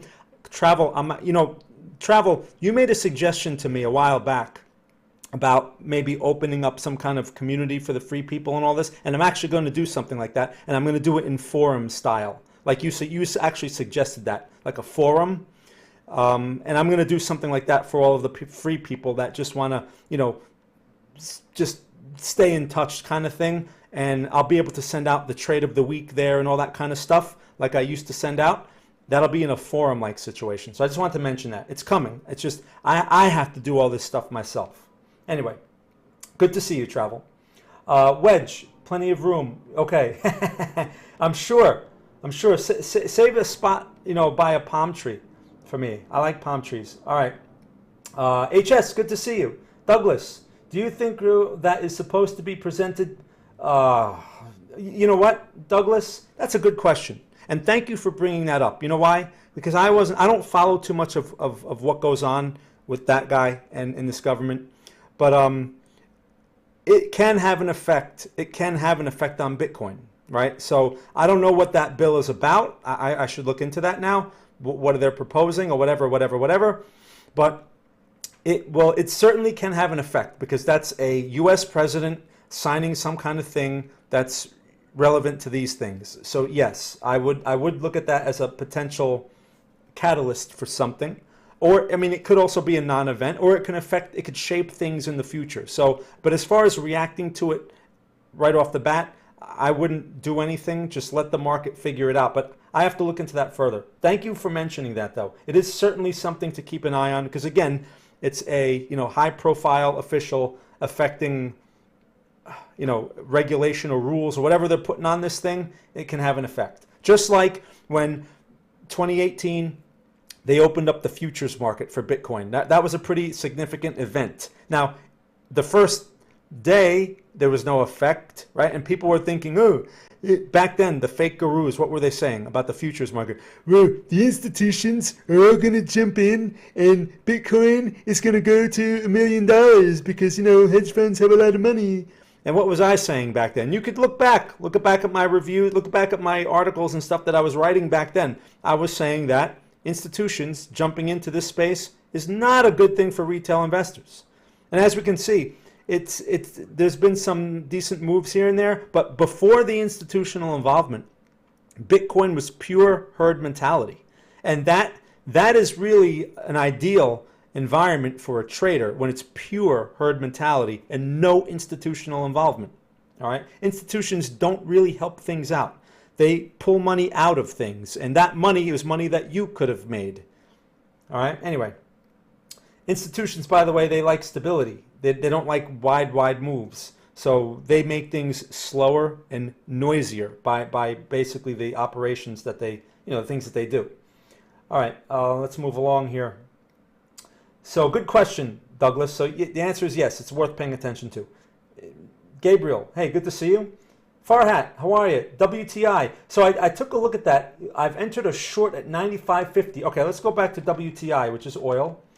And you took a short. Right now, this thing is at 92.76. So I guess 95.50 is up here somewhere.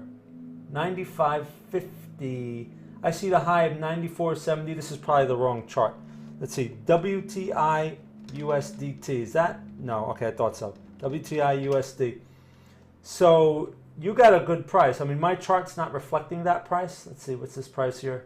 Yeah, 94.70. You're saying 95.50. Let me see if it's USD WTI because there's you have a number of symbols here. All right, there we go. All right, so this is the one. You're 95.79. Wow, you got a great price, right? You managed to short the top. Now that's very hard to do. That's basically that's not something you can do consistently. You took a big chance stepping in front of it, but hey, it was worth something. Now here's the thing: you shorted a strong market. Okay, and it's strong because, again, like I said before, we have geopolitical pressure on this thing. And when you have a situation like that, you're up against a lot of uncertainty. This thing can easily blow through that price, right? If there's some kind of some kind of news that comes out and blah, blah, blah, and Russia marches into, the Ukraine and blah, blah, blah, blah, blah, right? That kind of nonsense, you're going to see this thing go vertical. So you have to you're taking a lot of risk with that type of position. You have to go into that with very low expectations, right? So now you're facing the situation of a possible, I mean, look, you have a higher low over here. Theoretically, this thing should make a higher high. Theoretically. Doesn't mean it will, but that's the probability you are against. So in this situation, like if I had a short from that price, for one, I would be tightening that stop or being prepared to get stopped out, without losing a lot of money, because you took a pretty aggressive trade, and those trades tend to get stopped out more. So I would be looking at that right in this area here. So you have to be careful with that. Whatever you do, don't get stuck in something. What if oil goes to $100 a barrel? You have to be open to the possibility. All right, so but the chances are no way. It can happen, because this is emotional, just like gold. So just be prepared. Look at it from the risk perspective, not the reward perspective, okay? So you're against it. It's a counter trend trade. Now, in order to stay in this trade, what I would like to see, if I was in these next candles, like you want to see a bearish candle develop right there. If you get that, then you have the lower high. And if it starts taking out these lows, then you're in good shape, okay? I would be looking for profits at least somewhere around this area, okay? Somewhere around there. Start taking something off the table, because that's a support. And this thing may consolidate there and then eventually break higher, if that's what the trend says. But the trend can change here if things change in that situation. So what's going to knock oil off of its high time here? Well, things are going to have to cool off in the Ukraine, right? If things cool off, you'll see this thing cool off too. If things don't cool off, you're going to get tapped out of this thing, or you're going to get caught. So just don't get caught. Be careful with that. That's all I can say. But it's aggressive, and I can understand why you would be in that short, but you're fighting a very strong structure. All right? So I hope that helps. Again, focus on the risk. Alex, candle was a buy signal exactly at 39.4K area, but the double top was new information for me. So, okay. Well, Alex, so as far as Bitcoin goes, yeah, there was a buy signal. Look, there are going to be buy signals and sell signals all over the place. How we judge them and how we manage the risk around them is going to be dependent on what our goals are, how aggressive we're going to be, right? Like, for example, yeah, you can have a buy signal right here. Aggressive buy signal, which I call that an aggressive buy signal, because we're going into these resistances. The resistances could have broken, right? And this thing could have pushed through back to 50K. It could have happened if there was some kind of catalyst behind it, but I knew that there are a lot of factors that will probably hold this thing back, and I wasn't willing to take a trade like that anyway, right? And anyway, so now we got hammered. I'm more interested in longs now because of the location. A lot of times for me, the initial thing that I'm looking at is the location, obviously before the fact, right? And that's why I was very hesitant here. And that can be very frustrating for a lot of people, because I won't take any trades and people are like, but it's going higher, but it's going higher. I'm like, yeah, but the location isn't good. I don't care if this thing went like this, okay, over the next day. I wouldn't care, because the location tells me to stay out, all right? And in this case, I was able to avoid getting caught and getting stopped out, because if I had bought it there, I would have been stopped out, right? So people don't realize the value of staying out of bad trades. That's a very valuable thing, because you save money, right? And those profits that you make in successful trades, now you're able to retain those profits, and that's how your account starts to grow. All right, people think it's always make the big trade, but that's how you lose. All right, so good question, Alex. Well, thanks for mentioning. Okay, it's an amazing quality here. Been following you for, thank you. I appreciate that. I'm waiting for someone to yell at me for all the impressions and all the. I'm waiting for Jerry Seinfeld to show up to my chat here. This guy is not funny. Alex, I know you don't like alts Bitcoin charts, but comparing weekly each helps to evaluate alts. Why would I even look at an alt like Litecoin instead of BTC when LTC, BTC weekly? Well, okay, that makes sense, Alex. You want to look at a coin relative to Bitcoin. Okay, the reason why I don't look at those charts is because I can basically get the same idea from looking at it against the dollar.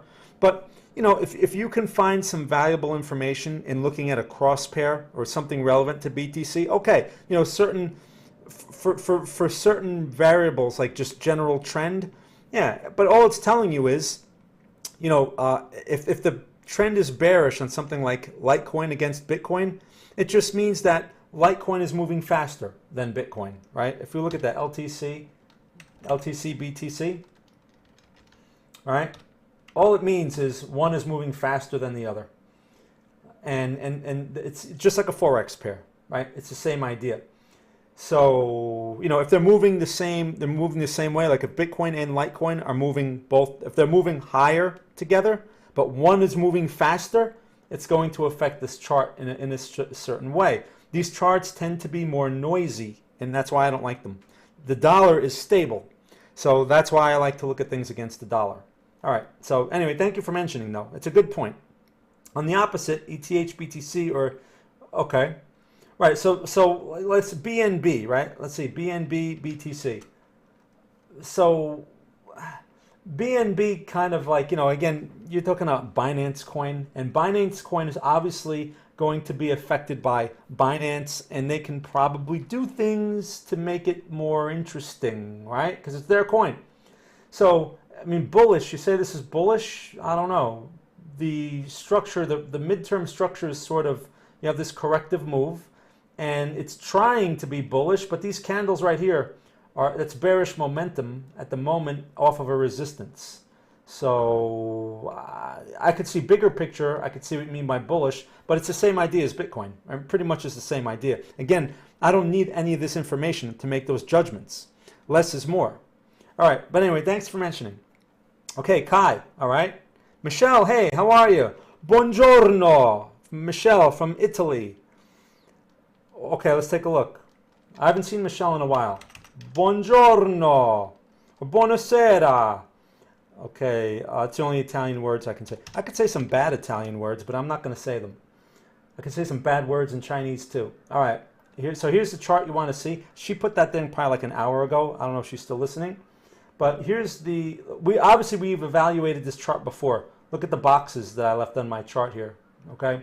So look at this situation. Let me clean up this chart here real quick, right? While we're looking at this. And let's first go to a weekly. Those boxes probably came from the weekly. Now, like we looked at some altcoins before, a lot of these weeklies are in the low parts of their consolidation range. You see? They're near their consolidation lows, right? Midterm, trend, consolidation, and we're near the range low. Short term is bearish, lower high, lower low, right? Lower high, theoretically, lower low. But we are inside of a range. Midterm is range, and the midterm trend is obviously going to carry some weight.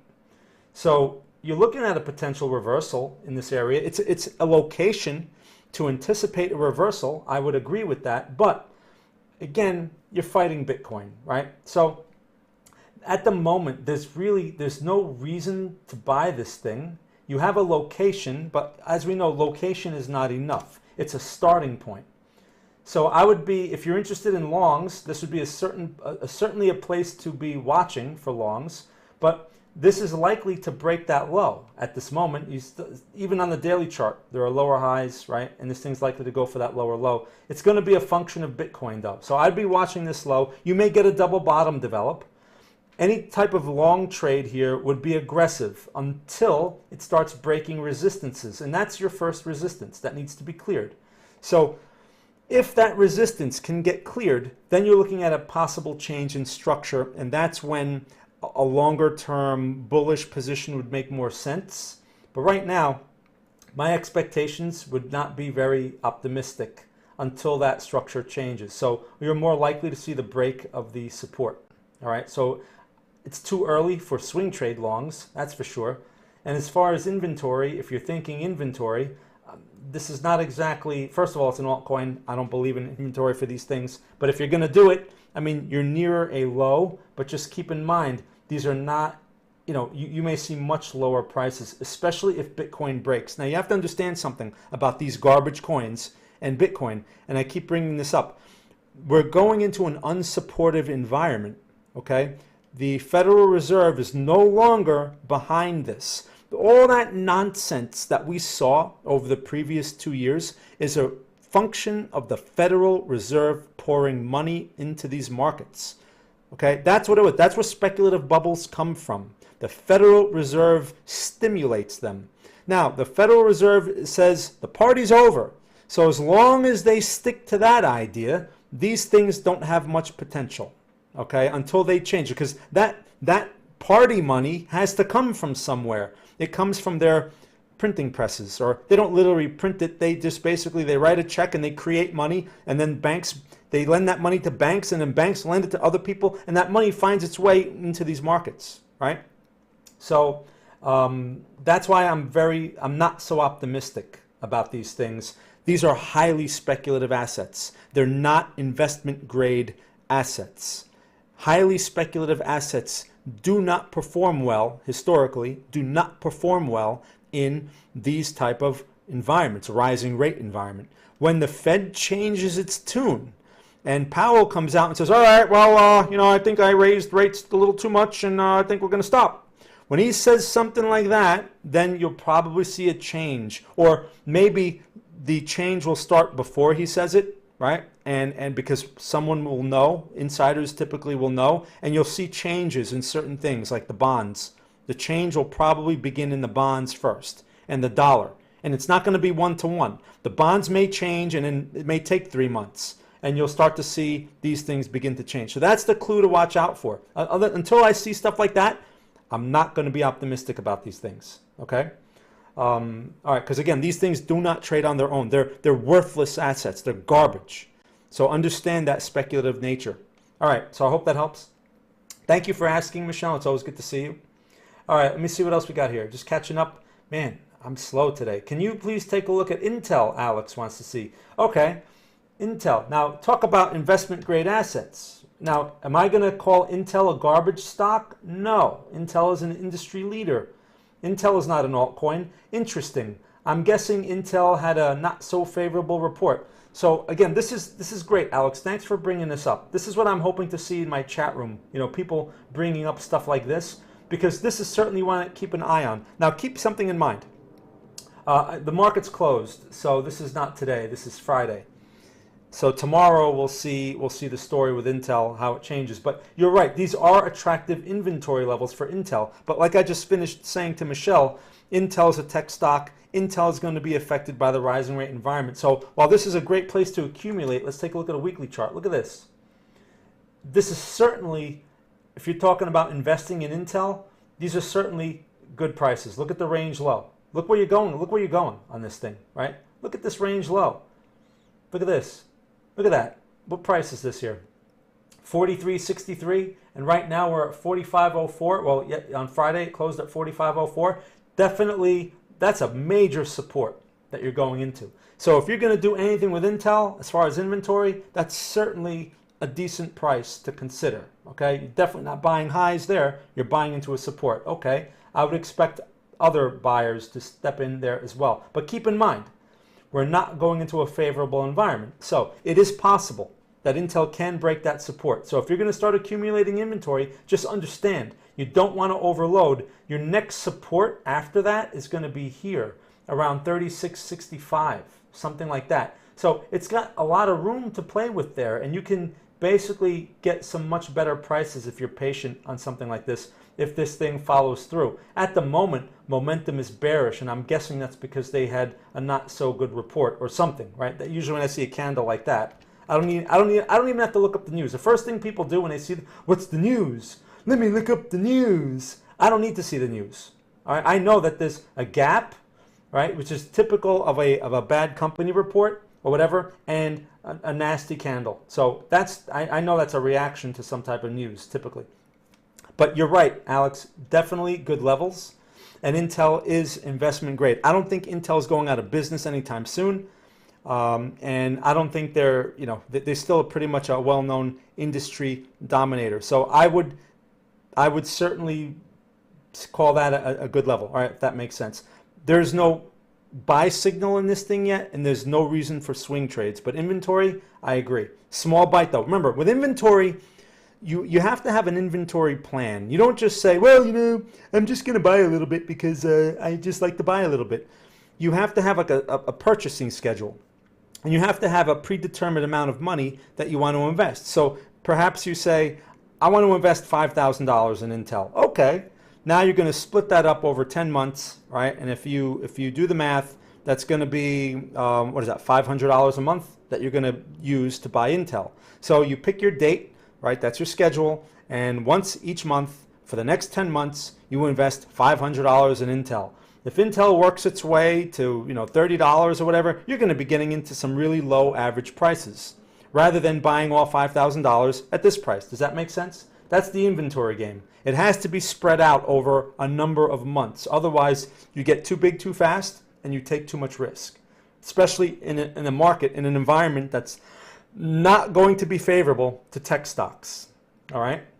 Just understand. Now, keep in mind, I keep saying that. I'm not bearish, okay? But my outlook is more range-bound consolidation type of market. I'm not bearish yet, all right? So just something to keep in mind. People are going to get very bearish, especially at the range lows, and those are places to be buying. All right, just like this Intel example. Thank you for bringing it up. All right, what else we got here? So if you have some time, what are the thoughts on MHK? Sure, I'll take a look. What do you think about accumulating NEO? All right, those, Alex, those are, we'll talk about the electric vehicle stocks here in a moment. But, okay, so Stian, MHK. Again, I appreciate everyone sticking around. I know I'm going a little over here. Let's see, how am I doing on time? I'm gonna do this a few more minutes. I talk a lot, and I'm trying to keep this like around an hour and a half, not 2 hours. I know some people it's like 4 a.m., some people it's like 12 p.m. or 12 a.m. So, all right, so MHK. First thing, weekly chart. Let's take a look. So, Stian, these would be great charts to be bringing up in the chat room. I set up a bot in the chat room so that it's only for a quick glance, because I want you guys doing your homework. Basically, I want you guys producing your charts on TradingView, because you can put your notations on it. But I set up a bot for like a quick glance, and this would be like something for that. So here's the first thing. Look, nice pullback from a broader bullish trend, right? Very nice. Can you see the nice wave structure in this? Can you see it? You should be able to see it. 1, 2, right? 3 is up here. And now we have this 4 is a pullback. It's not overlapping 1. This is the top of 1 right here. See that? This is the top of 1 right there. So that's a nice 4-wave impulse structure. So certainly potential wave 5 can come. But again, this is a stock. So you also have to realize that you can't look at Elliott wave in isolation, but you're certainly in a good location for a potential long. Let's go look at the daily chart. So you said that Elliott wave, that structure just stood right out. That's how it should be. It shouldn't be like, well, I'm not sure. It should be crystal clear. Otherwise, like I tell people, don't use it. Skip it. Now, as far as that goes, you broke recent supports, right? These recent supports are broken. What is that? 62.89, okay? And you want to be looking, you want to be open to the long idea, but understand, look, it's trying to find support now at, what is this? 150, sorry, I said 62 and 162. I can't see. 150. The 150 area is a possible support where it's trying to, put in like a range low. It's basically you're looking at the low of a corrective move. Now, keep in mind, the structure is not exactly in your favor on the smaller picture, meaning you have a lower high right here, you have a lower high right here. So until this changes, the way to go about something like this is, if you want to be aggressive, you can look for aggressive longs here. Again, I wouldn't have very high expectations, especially in this environment. I don't know what this company does. That can have an effect when it comes to economic variables, and that can help shape expectations somewhat. Like, for example, if a certain type of company does well in a rising rate environment, then it allows you to have a more optimistic expectation, if that makes sense. But most companies don't do well in a rising rate environment. So what does that mean? Does that mean avoid all buy signals? No, it just means have lower expectations. So if you get a buy signal here, right, you're looking at maybe resistances in this area, so that's where you're going to measure reward from. Otherwise, if you want to wait for more stability, you wait until this resistance is taken out first, and then you can look for buy signals after that. I certainly wouldn't be shorting here. This is not a place to be shorting. Even though the general structure favors bearish momentum, you're in a very high risk area for a bullish reversal. All right? Doesn't mean that the bullish reversal will follow through like we'd like. Like, it's not, most likely this thing is not going to go to all-time highs anytime soon, but you may be able to capture, as a swing trade, you may be able to participate in like a little move like this, which is not so little, right? So that's one of the benefits to swing trades. All right, so I hope that helps. Thank you for asking. What do you think about accumulating NEO? So yeah, so electric vehicle stocks. These things are, you have to understand something about the EV stocks. They're just these things were like a fad. Okay, like they're just, oh, they're cool for the moment. All right, look at this thing. NEO was like, oh, they're competing with Tesla, blah blah blah blah blah blah blah. Right? It broke this higher low consolidation, so that's not good. This is a weekly chart. So as far as accumulating, and we're going into an environment that's not favorable. How many times am I going to say that? Like a million times? I would not be accumulating here. If you want to accumulate, wait for extreme prices. Right, for something like this, because this is a growth stock. It's like an altcoin. So you have lower highs, no reason to start here, unless you want to skew very small, meaning, hey, I want to buy, I'm going to buy $1,000 worth of this thing, so I'm only going to buy $50 at a time, or in this situation, I'm only going to buy, $10. I mean, how do you buy, how much is this thing? $25? So I'm only going to buy one share, or I'm going to buy 2 shares. You want to do something like that? Okay. But because if this thing starts breaking, you're going to see this thing at $15 or at $10.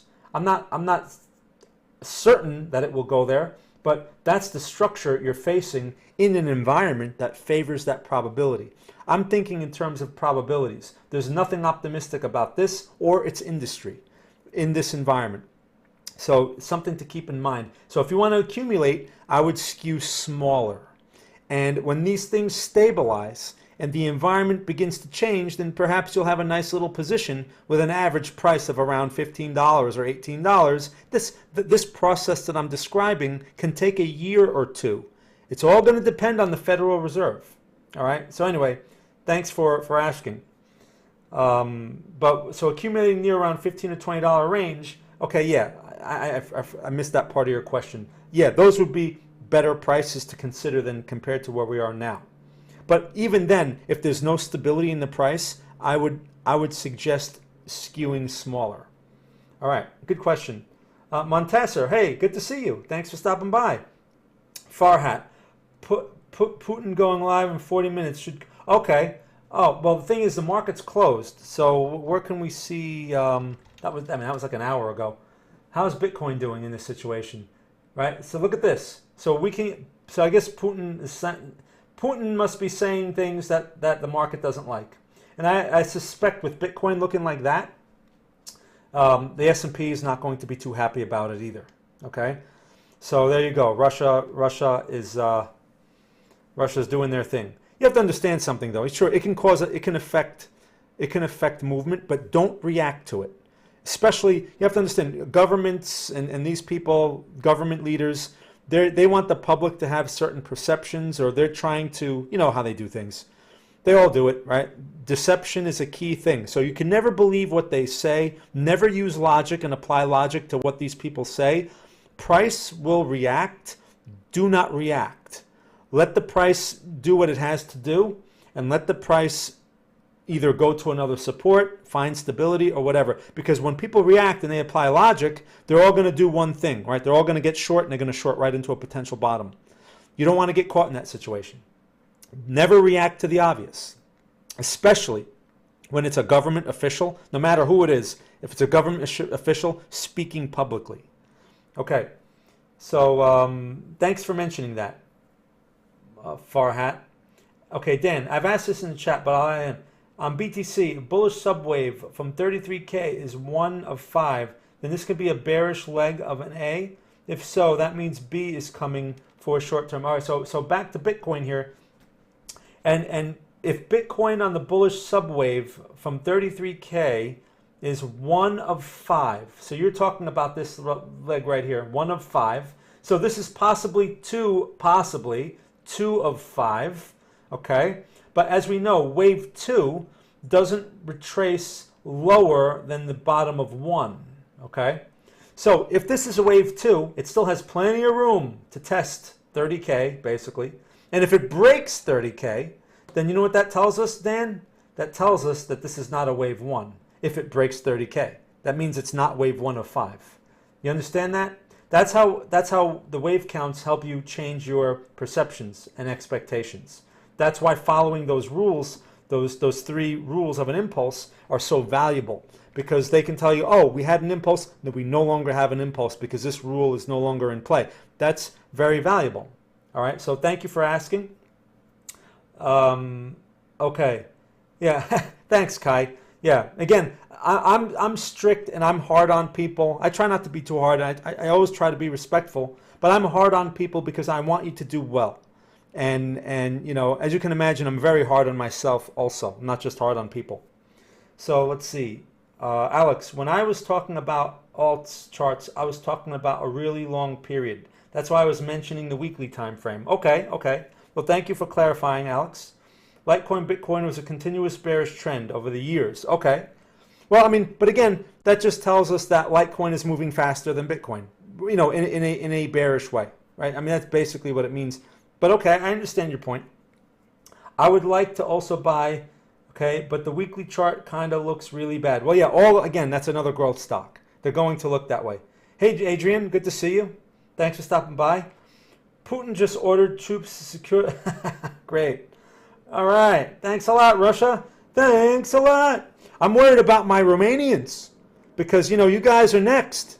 I don't know what to tell you guys. I mean, you know, I'd invite you guys to Jersey, you know, because I don't think the Russians are coming here. But you guys are like on the border practically, right? Ukraine is one of your borders. So, you know, if they take over Ukraine, you know, Dan is going to be like, yeah, I can't talk to you anymore. The Russians took over. I'm worried about you guys. But I know the Romanians are tough. They're not going to just like let them walk in. So, okay, cool. But again, I'd invite you guys, but Jersey, you're better off hanging out with Bill in Florida because Jersey sucks. I would never invite anyone over here to Jersey as a place to get away from the Russians. Definitely not. You're better off letting the Russians take over. All right. Anyway, yeah, I'm worried about you guys. So, okay. I was worried. I was thinking about that. I'm like, man, these guys are like right there. All right. I have sworn to not get political in here, so I won't. But man, it is hard. Just lots to say. Well, Kai, yeah, you know what? Look, we're all going to have our political views and things, and I always encourage people to keep that to a minimum. But there are times when politics can affect the market, right? And that's when I speak about politics. I mean, that's where I try to keep it in how it affects the market. So, you know, if the president of the United States is saying something, or if he's going to sign something that's going to affect Bitcoin, well, yeah, that should be something that's worth talking about. Or if, you know, a government like, you know, Russia or whatever, a country like Russia, they're going to do something that's going to affect the world, or they're going to play games, whatever it is that they're doing, it can affect markets, right? And that's what we need to be aware of. But like I always tell people, don't react. There's going to be a lot of logical reaction. Oh, you know, Russia's doing this, and oil is just going to keep going higher. I'm going to buy oil. But you have to understand, we don't know what's really going on. You can't go by the nonsense that's put in front of us, okay? That's one thing, like no matter what whether it's on Facebook or if it's on Twitter, unless you know someone inside, if you know someone that's on that border and they're telling you this is what's going on, now you know what's really going on, okay? But if you're going to trust some news reporter that, you know, they have all of their agendas and all the other nonsense that they do, all that information is useless. So that's why price tells me a lot. Over the previous week when the S&P started to break, I knew that it had something to do with the Ukraine situation. I have no idea what's going on as far as the details of the Ukraine situation. All I knew was the market is not liking something, okay? And the market knows everything. So respect the market. And that's where technical analysis has its most value, is you're letting the market tell you what's really going on. because there are people in the know. There are people that have inside information, and they're going to act on it. Usually those people are big people. So when they act on stuff, if we can spot their footprints, now we know, we have a much better sense of reality. That's why people think I'm nuts, because I pay attention to no news at all. A lot of times, you know, someone has to tell me, oh, you hear about this? No, I don't pay any attention. But I can tell you where price is. Okay? Anyway, all right. So, let's see. All right, so I'm just going through. I'm gonna wrap this up here in a moment. I'm just talking too much because I talk too much. 1 of 5 means 1, 2, 3, 4, 5. No, so Dan, as far as Bitcoin, yeah, one of 5. So if we're in 2, I look at the rule of 2, right? What is the rule of 2? 2 cannot retrace more than wave 1, the bottom of wave 1. Okay, so I think that makes sense. I draw it on the chart and share it on the chat. Okay, well, you know, Dan, that would be a good one for the chat room, for the student chat room. Put it in there, okay, and I'll take a look at that. All right. Bill says yeah. Thanks, Bill. I try to be nice. Okay, I gotta close all business in yeah, but Dan, don't flee to New Jersey. Okay, stay, like, maybe go to Italy or something. I don't know about Italy either. Go to Florida with Bill. Sounds nice over there. Everyone goes to Florida. Oh, everyone from New Jersey moved to Florida. All right, let me see. Don't worry about us. This is all nonsense. It won't be large. Right, Alex. I agree. It's a lot of drama. It's a lot of overreactive drama. It gets people all excited and blah, blah, blah. And there's a lot of people making money from that. So, yeah, I agree with you. But if you're going to move somewhere, don't move to Jersey. All right. You've never visited Romania. No. But, yeah, I don't know anything about Romania as far as, you know, what the country is like, except that it's, you know, on some of the borders there. I've been to Italy, though, which is kind of close. All right. Verified me in the student chat, but you still need to throw. Yeah, right. So all right, the student chat. I'm going to wrap this up here in a minute. Jersey and New York. That's right. I'm a New Yorker. People think I'm a New Yorker, but I'm not. I'm a Jersey guy, okay, on the border of New York. So people in New York would think of me as being from another country. That's how people in New York are. And I might as well be from another country because I don't fit in here in New Jersey either. But yeah, New York. I used to get some people from New York. I guess they got bored of me. No, so here I was going to say about the chat room, student chat room people. I asked people to join the chat room. There is security on there. So what you have to do is you have to get validated by the security. I had to put some security in that thing because you know how these things go. And then I have to go in and I have to manually approve you. So all of you, that's why I sent you the link and I asked you, hey, just go in there, get approved, get validated, and then I'll approve you all. So then you'll be able to access the chat normally after that. So again, so cool, Bill. Thanks for mentioning, so I can remind everyone. Happens to be no one cares about marked instead of unmarked, the market dumps.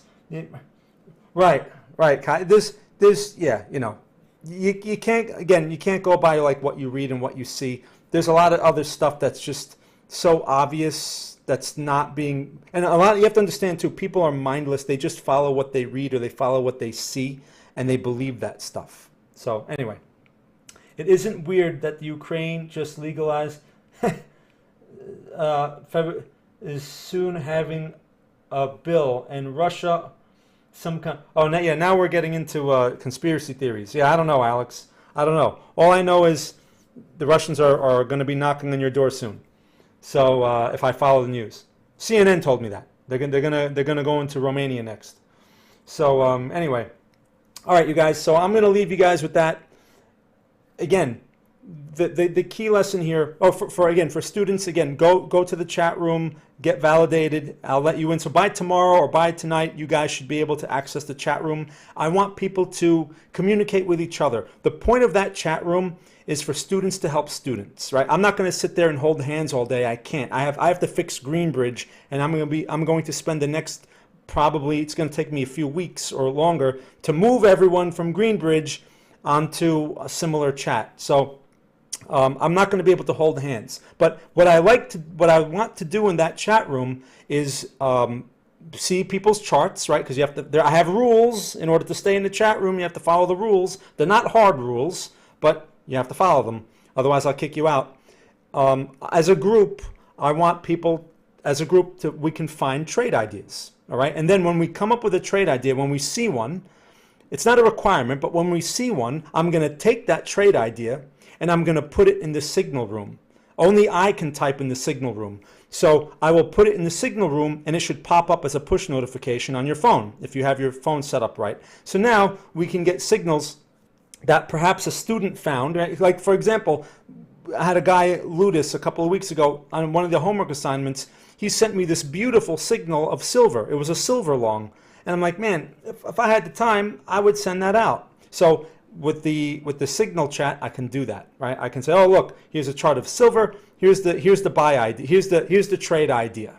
And now if you want to paper trade it, or if you want to actually put on a real trade and all that stuff, you'll understand the risk that's involved and this and that. And it allows you to see the 6 steps in action. Not all the trades are going to work out, but we're going to keep a record of them, okay? And you'll start to get an idea. All right, kind of like Greenbridge. Anyway, I got charts piling up. All right. Yeah, so anyway, you guys, so that's the story there. Again, if you'd like to know more about the training program, there's a link in the descriptive portion of this chat. The only people that can get to that chat room are students that graduate through the program. All right, and I'm keeping it that way on purpose because I want everyone on the same page. Everyone has to be producing the same charts. I don't want to see charts with volume profiles on them and all that other nonsense. We're going to follow the 6 steps, and you guys are going to see why that's so valuable. All right, so other than that, if you're interested in Greenbridge, again, I'm fixing it. I'm going to have push notifications there. Please be patient with me on that. I'm the only one capable of fixing it. And it's going to take me some time. And I have to work with some developers on some stuff. So anyway, but that's where we are with that. So I'm excited about our student chat. Now I'm going to have all my students all in the same place. And we can all help each other. And you guys can practice what you've learned so that you can sharpen your analytical skills. All right. Okay, cool. Thanks. No problem, you guys. All right, so I'm going to leave you with that. I'm going to turn. I talk too much, man. All right, I got to turn this thing off. All right, so you guys, thank you all very much for spending some time with me here today. I hope I answered all of your questions. Join me next Monday. I'm trying to get back on TradingView, by the way. That's just another project on my list of things to do. And when I get back on TradingView, I'm not going to be able to talk about my training program anymore because I have to follow the house rules. I respect the house rules. So I'll have a larger group of people probably listening and asking questions, but won't be able to talk about the program specifically. All right, it's just so you guys know, I'm still working on that. Anyway, so I want to thank you all for spending some time with me here today. Enjoy the rest of your day or the rest of your evening, wherever you are in the world, and thank you very much for watching.